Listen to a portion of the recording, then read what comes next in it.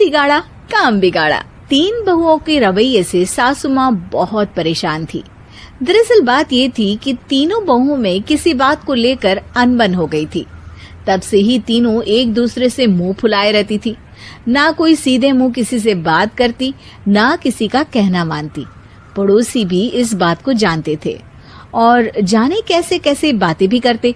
इसीलिए सासू माँ ने तीनों बहुओं को तुरंत अपने कमरे में बुलाया।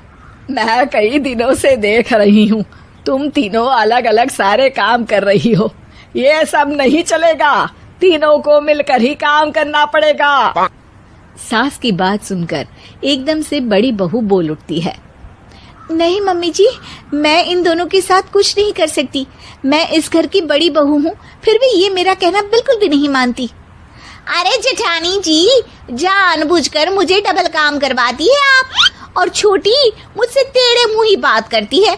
इन दोनों के बीच हमेशा सैंडविच बन जाती है मेरी, और मैं हमेशा आलू की तरह बीच में मसली जाती हूँ।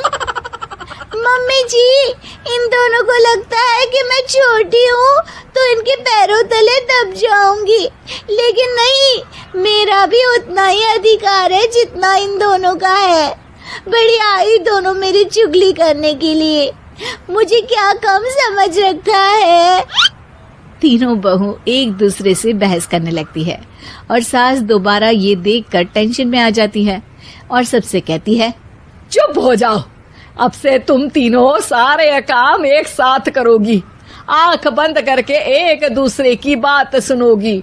तुम तीनों इस बात को गांठ बांध लो, वरना अगली छुट्टियों में तुम्हारा अपना मायके जाना कैंसिल। सास की बातें सुनकर डर के मारे तीनों हामी भर देती हैं। जी मम्मी जी, मैं समझ गई। हाँ मम्मी जी, जैसा आप कहें। आप जो कहेंगी मैं वही करूंगी। तीनों बहू सास की बात को गांठ बांध लेती है और वादा करती है कि अब से सारे काम वो तीनों एक साथ मिलकर ही करेंगी।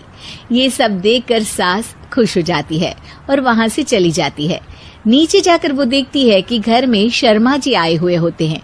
सास जोर से आवाज लगाकर कहती है, अरे बहू, जरा चाय बनाकर तो लाना, शर्मा जी आए हैं। सास की बात सुनकर तीनों बहू तुरंत किचन की ओर भागती है और चाय बनाना शुरू कर देती है।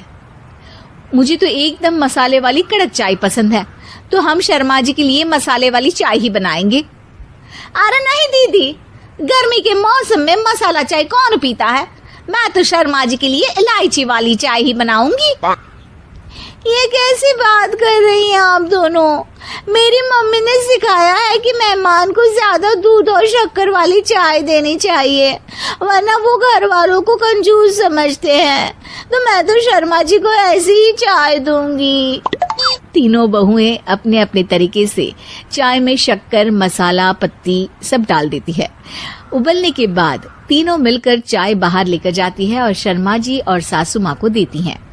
चाय पीने के बाद शर्मा जी सासू माँ को देखकर शर्मा जाते हैं और शर्मिंदा महसूस करते हैं कि आखिर उन्होंने चाय पीने के लिए हामी क्यों भरी। सासू माँ भी चाय पीना शुरू करती है और कहती हैं, अरे बहू, ये कैसी चाय बनाई है? चाय है या मीठे दूध की बासुंदी? हाँ, चाय अच्छी नहीं लगी क्या? कोई बात नहीं, हम पराठा बनाकर लाते हैं। चलो चलो अंदर। हाँ हाँ चलो। हाँ आती हूँ मैं भी। नहीं नहीं, मेरा पेट चाय ने ही चौपट कर दिया, वही काफी है। पराठे से पोपट नहीं करवाना, मैं तो चलता हूँ। शर्मा जी चुपचाप पतली गली से निकल जाते हैं।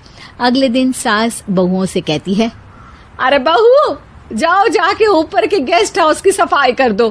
कल हमारे यहाँ मेरे दूर के रिश्तेदार आने वाले हैं, तो पूरे कमरे को चमका देना, समझी? तीनों बहू सास की बात को मानकर ऊपर सफाई करने चली जाती हैं और तीनों कमरे की सफाई चालू कर देती है।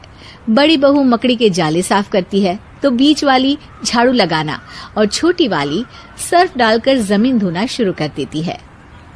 अरे दीदी, जेठानी जी, अभी मैंने पूरी फर्श धोई और आप फिर से धूल नीचे गिरा रही हैं।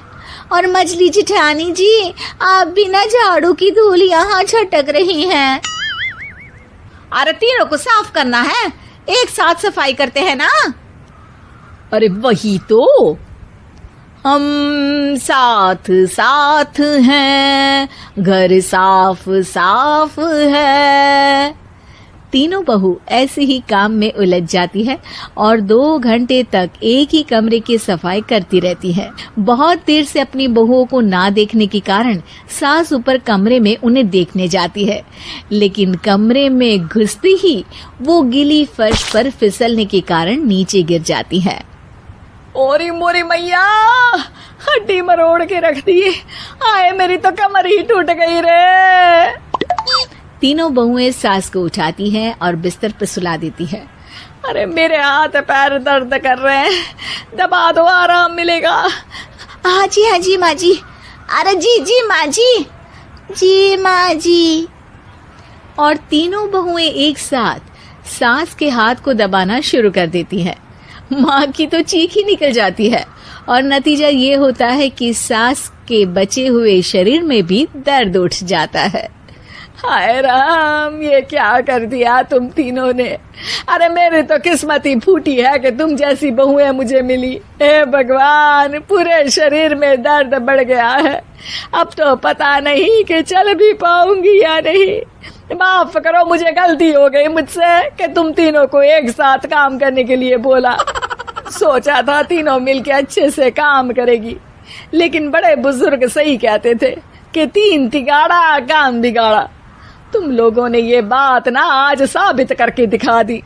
तुम तीनों को तो समझाना यानी मानो भैंस के आगे बीन बजाना है। तुम्हें अकेले अकेले काम करना है ना, तो अब से तुम अकेले ही अपना अपना काम करो। तीनों बहुएं वहां से जाने लगती है। अरे कहाँ जा रही हो? आप ही ने तो कहा कि अपना अपना काम करो, तो मुझे मुल्तानी मिट्टी लगानी है। अरे मुझे भी तो नेल पॉलिश लगानी है, मुझे ना मेहंदी लगानी है। सास अपना सर पीट लेती है और कहती है, अरे मुझे भी लगाना है कुछ। क्या माँ जी? क्या माँ जी? क्या माँ जी?